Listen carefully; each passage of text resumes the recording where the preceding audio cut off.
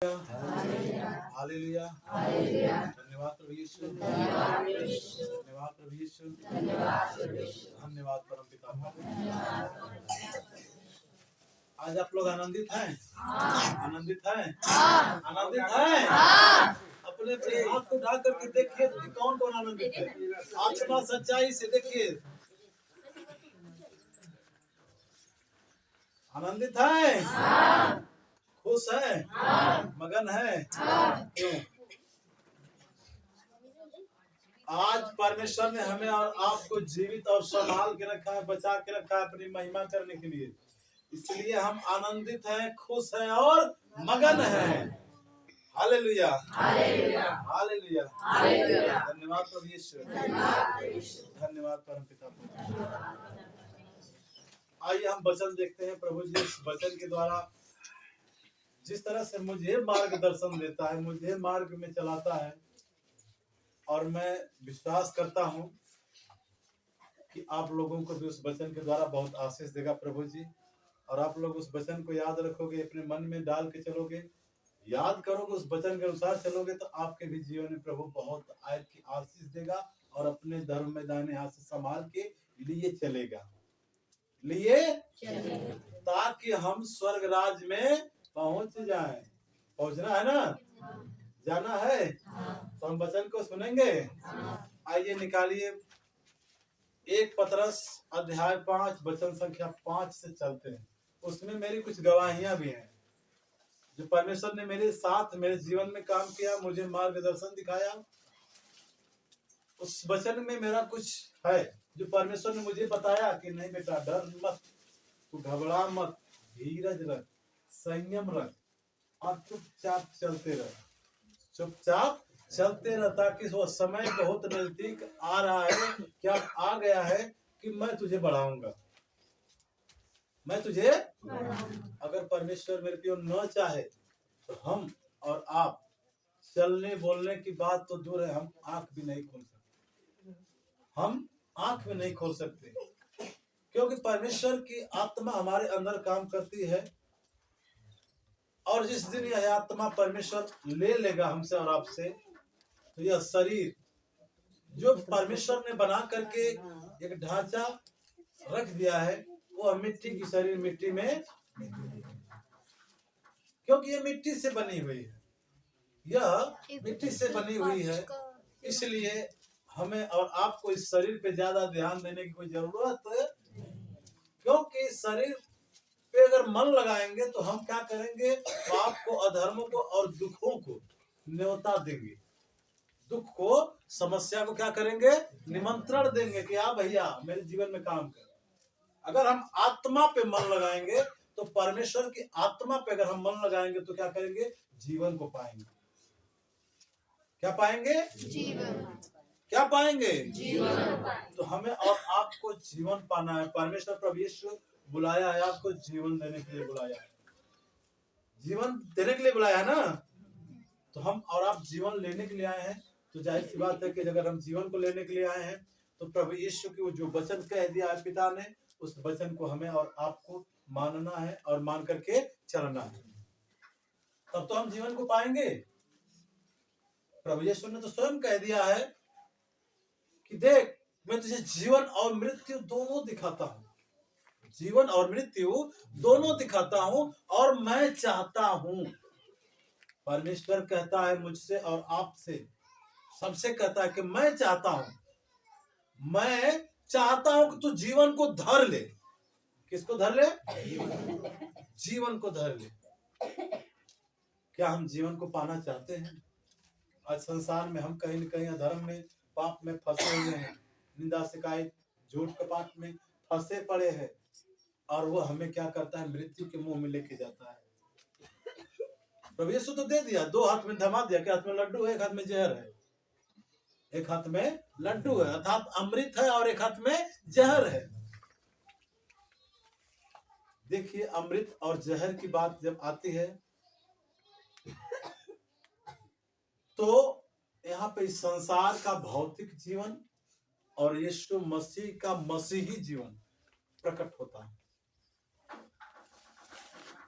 अमृत की बात करेंगे तो अमृत अमृत जो होती है देखने में थोड़ा सा वो क्या लगती है, मलिन टाइप लगती है, चमकीला नहीं होता है, भड़कीला नहीं होता है, थोड़ा सा गंदा टाइप होता है, देखने में लोग को बुरा लगेगा। जैसे अगर संसारिक भाषा में कह दिया जाए, एक तरफ गिलास में दूध और एक तरफ दारू, दूध और दारू। आज संसार में लोग फंसे पड़े हैं, तमाम बीमारियां लेकर के घूम रहे हैं, दारू शराब गुटखा फिल्म चरस खाते हैं, दारू क्या करते हैं, बीमारी को निमंत्रण देते हैं। और दूध का मतलब होता है हम मसीह जीवन, जो हमारा जीवन है वह दूध के समान होना चाहिए, दूध के समान होना चाहिए, क्योंकि हमारा जीवन जो दूध के समान उजला श्वेत दिखाई देगा, सफेद दिखाई देगा, वह मनुष्य संसार के दृष्टि में नहीं दिखाई देगा। संसार उस दृष्टि से हमें सफेद नहीं देख पाएगा। दूध चमकता है ना, सफेद होता है ना गाढ़ा, संसार क्यों नहीं देख पाएगा हमें मसीह जीवन को? क्योंकि उसके अंदर तो बुराई भरी है, उसके अंदर बुराई भरा है, अधर्म भरा है, पाप भरा है, निंदा भरा है, शिकायत भरा है, डाह भरा है, जलन भरा है, ईर्ष्या भरा है। इसलिए हमें वो क्या करेगा, नहीं देख पाएगा। और हम मसीह लोग दूध के समान क्यों होते हैं, कैसे होते हैं? हम मसीह को मानते हैं, मसीह की आराधना करते हैं, मसीह की प्रार्थना करते हैं, पवित्र आत्मा की अगुवाई में चलते हैं, परमेश्वर पिता का भय मानते हैं, डर मानते हैं।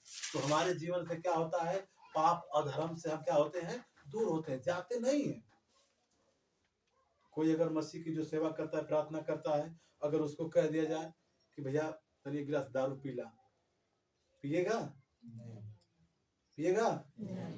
गुटखा थमाई के हो तो खाई ना, खाई ना। उसलिए हमारा जीवन क्या होता है, हम संसार की दृष्टि में सफेद है, लेकिन वो कहते हैं ऐसा नहीं, हम पाप से धर्म से दूर हैं, तो हमारा जीवन दूध के समान है, दूध के समान। और जो संसार में दारू शराब नशा तमाम बुराइयां में अधर्म में फंसे हुए हैं, उनका जीवन वही शराब है। क्या है? एक दिन की बात है, कहने की बात नहीं कि कहा जाता है। एक आदमी से कहा मेरे पास आया, बोला कि बनारस में 2 दिन की बात है, 2-3 दिन 4 दिन की, बनारस में गया तो सुबह सुबह थोड़ा सा मैं टेंशनाइज था, मेरा दिमाग बुखार था। तो मेरे साथ का लड़का है गांव में, बोला कि भैया चल चली जाओ, तो एक गिलास दूध पी के आवल जाए, तो कुछ दवाई खा लिया, तो दवाई तो ना खाई भैया, चला चला तो ले गए जबरदस्ती। तो हम गए नहीं जा, जब हम लोग गए दुकान पे दूध के, वही पांडेपुर में, तो दूध लेने लगे, भोरका में, भोरका बोलते हैं ना, क्या बोलते हैं उसको, भोरका में। तो देवा तो दवा 10 रुपया के एक भोरका। तो हम कहने कि भैया ऊँट के मुंह में जीरा, हम कहने हनुमान जी ऊँट के मुंह में जीरा।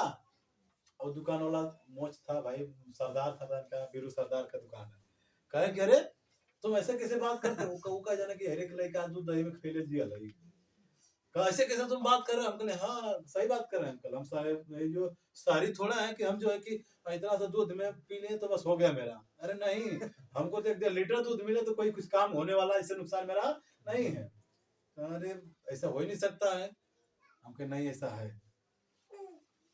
तो संसार है, जो लोग वही बताए ना कि संसार में और प्रभु के लोगों में अंतर है।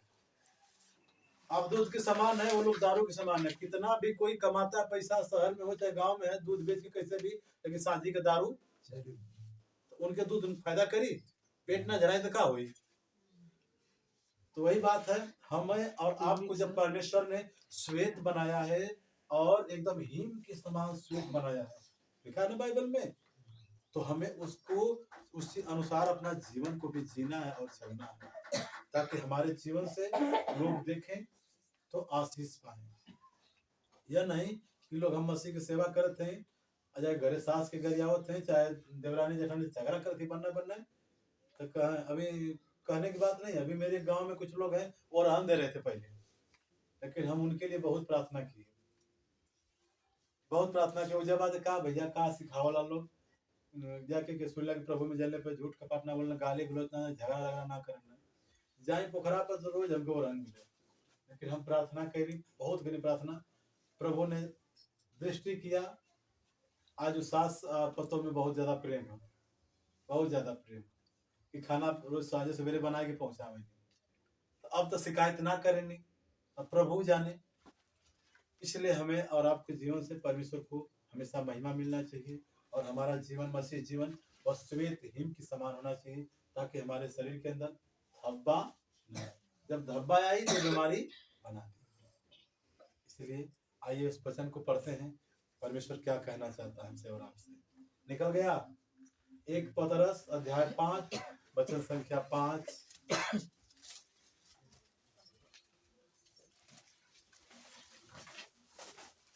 Hallelujah, hallelujah. धन्यवाद प्रभु यीशु, धन्यवाद प्रभु यीशु, धन्यवाद परम पिता परमेश्वर।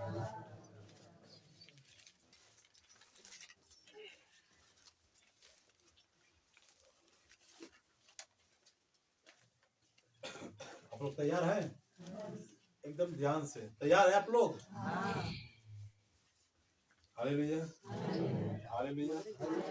धन्यवाद प्रभु यीशु, धन्यवाद पिता परमेश्वर। इसी प्रकार हे नवयुवकों, तुम भी प्राचीनों के अधीन रहो, वरन तुम सब के सब एक दूसरे की सेवा के लिए दीनता से कमर बांधे रहो, क्योंकि परमेश्वर अभिमानियों का विरोध करता है, परंतु दीनों पर अनुग्रह करता है।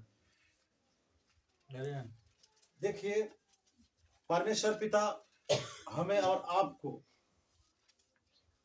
संत पौलुस जो प्रभु यीशु के सबसे प्रिय दास थे,